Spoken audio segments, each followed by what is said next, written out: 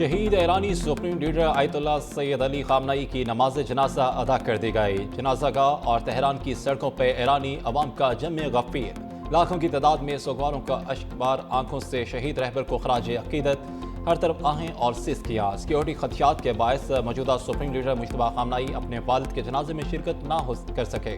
جنازے میں مختلف ممالک کے مندوبین بھی شریک۔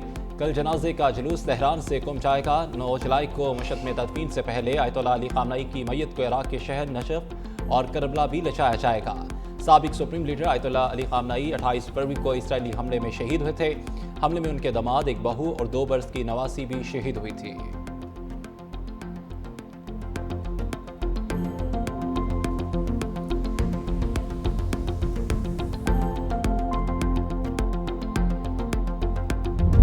شہید سپریم لیڈر علی خامنئی کا نماز جنازہ 365 نیوز کی خصوصی کوریج۔ انٹرنیشنل کانفرنس ہو یا آزادی اسکوائر پر جنازے کے مناظر، امام خمینی کمپلیکس ہو یا گرینڈ مسلح، 365 نیوز کے نمائندے ہر جگہ متحرک، دنیا بھر میں عوام کو لمحہ بلمحہ صورتحال سے آگاہ کر رہے ہیں۔ ہر کسی کو شہید سپریم لیڈر علی خامنئی کے آخری دیدار کی چاہت۔ تہران کی سڑکیں لوگوں سے بھر گئی۔ شہید رہبر اعلیٰ علی خامنئی کو خراج عقیدت۔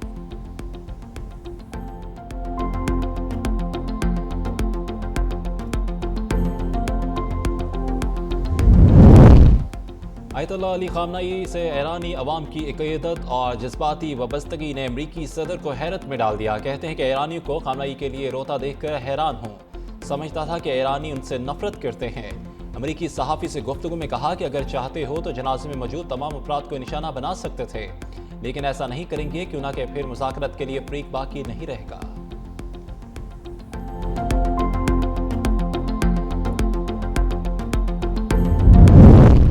ایرانی وزیر خارجہ عباس اراغچی کا رہبر اعلیٰ کی تعزیتی تقریب میں 70 سے زائد ممالک کے نمائندوں کی ایران آمد پہ اظہار مسرت۔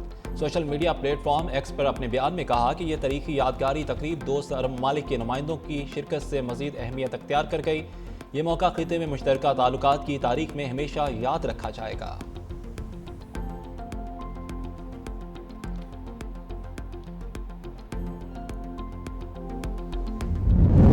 پاکستان اور ترکیہ کا ہر مشکل گھڑی میں ہمیشہ ایک دوسرے کے ساتھ کھڑے رہنے کا عزم۔ وزیر اعظم شہباز شریف اور ترک صدر رجب طیب ایردوان کی ملاقات میں تجارتی تعاون بڑھانے پر اتفاق۔ مشترکہ نیوز کانفرنس میں ترک صدر نے باہمی تجارت $5 ارب تک لے جانے کی خواہش ظاہر کر دی۔ کہا کہ اسلام آباد MOU کو نقصان پہنچانے کی اسرائیلی سازشوں پر نظر ہے۔ وزیر اعظم شہباز شریف نے کہا کہ پاک ترک تجارتی تعاون نئے دور میں داخل ہو رہا ہے۔ کراچی میں 1000 ایکڑ پہ طیب ایردوان اکنامک زون بنے گا۔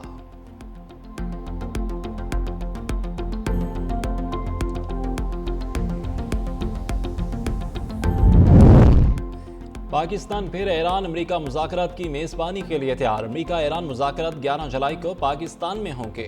العربیہ کا دعویٰ، کہا کہ مذاکرات میں ایران پر پابندیوں پر مجمد فنڈز اور جوہری مسائل پر بات ہوگی۔ ایرانی وفد کی تشکیل کا حتمی فیصلہ آیت اللہ خامنئی کی تدفین کے بعد کیا جائے گا۔ اس سے پہلے امریکہ ایران کے درمیان دوحہ میں تکنیکی مذاکرات ہوئے تھے، جو قطر اور پاکستان کی ثالثی میں ہوئے۔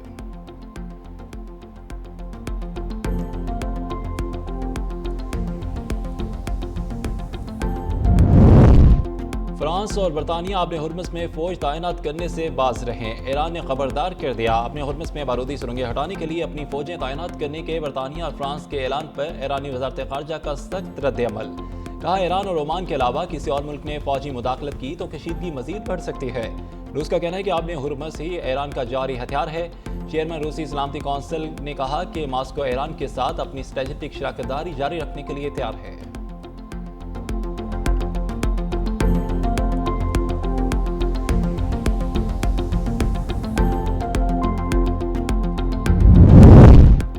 کارگل کے hero captain colonel Sher Khan شہید نشان حیدر کے یوم شہادت پر سوابی میں ان کے مزار پہ پروقار تقریب کا انعقاد۔ IGFC Khyber Pakhtunkhwa north major general Rao Imran Sartaj نے شہید کے مزار پہ حاضری دی، پھولوں کی چادر چڑھائی اور فاتح خوانی کی۔ فیلڈ مارشل نیول چیف اور ایئر چیف کی جانب سے بھی نشان حیدر کے حامل عظیم سپوت کو خراج عقیدت۔ 1999 کی کارگل جنگ کے دوران 5 جولائی کو کیپٹن کرنل شیر خان نے دشمن کی برتری کے باوجود آخری سانس تک اپنی پوسٹ کا دفاع کیا اور جام شہادت نوش کر کے تاریخ میں ہمیشہ کے لیے امر ہو گئے۔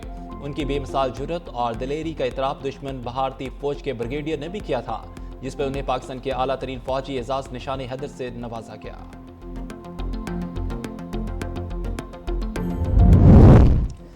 5 جولائی 1977 تاریخ کا سیاہ دن ہے۔ عوام کے حق حکمرانی پہ شب خون مارا گیا۔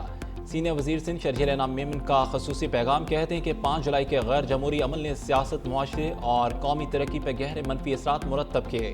آج کا دن آئینی بالادستی، جمہوری تسلسل اور عوامی حق رائے دہی کے تحفظ کے تجدید عہد کا دن ہے۔ شہید ذوالفقار علی بھٹو اور شہید محترمہ بینظیر بھٹو نے جمہوریت، آئین اور عوام کے حقوق کے لیے تاریخی جدوجہد کی۔ ماضی کے تلخ اسباق ہمیں سکھاتے ہیں کہ قومی استحکام اور ترقی کا راستہ جمہوریت، آئین اور قانون کی حکمرانی سے ہو کر گزرتا ہے۔ پاکستان پیپلز پارٹی ہمیشہ آئین، جمہوریت اور عوامی حقوق کی علمدار رہی ہے اور سندھ حکومت پاکستان پیپلز پارٹی کی قیادت کے ویژن کے مطابق جمہوری اقتدار کے فروغ، عوامی خدمت کے لیے جدوجہد جاری رکھے گی۔ 32ویں ٹیکسٹائل ایشیا نمائش 2026 کا لاہور میں شاندار آغاز۔ SIFC کے تعاون سے 2000 سے زائد عالمی برانڈز اور 425 سے زائد کمپنیاں اور چین، ترکیہ، جرمنی، اٹلی، جاپان، جنوبی کوریا، ملیشیا، روس سمیت 8 سے زائد ممالک کے وفود کی نمائش میں شرکت۔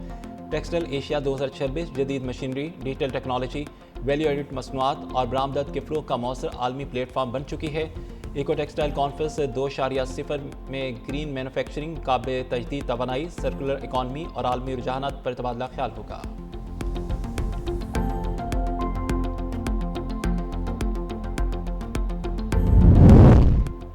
آزاد کشمیر بھر میں کالعدم جوائنٹ ایکشن کمیٹی کی 5 جولائی کی کال مسترد۔ شہریوں کا کہنا ہے کہ یہ کال کالعدم ایکشن کمیٹی پر تشدد کارروائیوں اور انتشار پھیلانے کی ایک اور مذموم کوشش ہے۔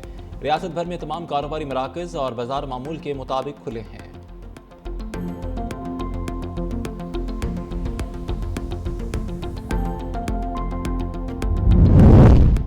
BJP کی سرپرستی میں خفیہ بیرونی فنڈنگ پہ چلنے والی RSS سمیت تمام انتہا پسند تنظیموں نے بھارتی معاشرے کو اپنی لپیٹ میں لے لیا۔ بھارتی جریدہ دی وائر کے مطابق امریکہ میں قائم Indian development and relief fund نے 1995 سے 2002 تک RSS کو لاکھوں ڈالر منتقل کیے۔ دی وائر کا کہنا ہے کہ گجرات میں عیسائیوں پر تشدد اور 2002 کے مسلمانوں کے قتل عام میں ہندوتوا تنظیموں کے ملوث ہونے کے دستاویزی ثبوت موجود ہیں۔ بھارتی جریدہ فرنٹ لائن کے مطابق بیرون ملک ہندو تنظیموں نے ریلیف کے نام پر فنڈ اکٹھا کر RSS کو منتقل کیا۔ بھارتی جریدہ دی ٹیلی گراف نے مغربی بنگال میں RSS کی جانب سے نوجوانوں میں بھی قوم پرست نظریہ پھیلانے کا بھی انکشاف کیا ہے۔ دی ٹیلی گراف کے مطابق RSS نے بنگال میں 2.5 لاکھ نوجوانوں تک رسائی کے لیے میڈیکل اور انجینئرنگ کالجوں کے طلباء کو ہدف بنا لیا ہے۔ افغان رجیم میں سابق سیکیورٹی اہلکاروں کے لیے زمین تنگ، ریاستی سرپرستی میں ٹارگٹ کلنگ اور تشدد کی لہر میں ہولناک اضافہ۔ بدخشاں میں سابق نیشنل ڈائریکٹوریٹ آف سیکیورٹی کے ڈپٹی ہیڈ عبدالجمیل جویا قاتلانہ حملے میں جاں بحق۔ افغان جریدہ دی افغانستان انٹرنیشنل کے مطابق سابق سیکیورٹی اہلکار پیر کو صوبہ بدخشاں کے علاقے فیض آباد میں قاتلانہ حملے کے نتیجے میں شدید زخمی ہو گئے تھے۔ افغان جریدہ دی کابل کا کہنا ہے کہ بدھ کے روز ضلع جانی قل میں مسلح افراد نے سابق حکومت کے پولیس اہلکار محمد عمر کو بھی قتل کر دیا تھا۔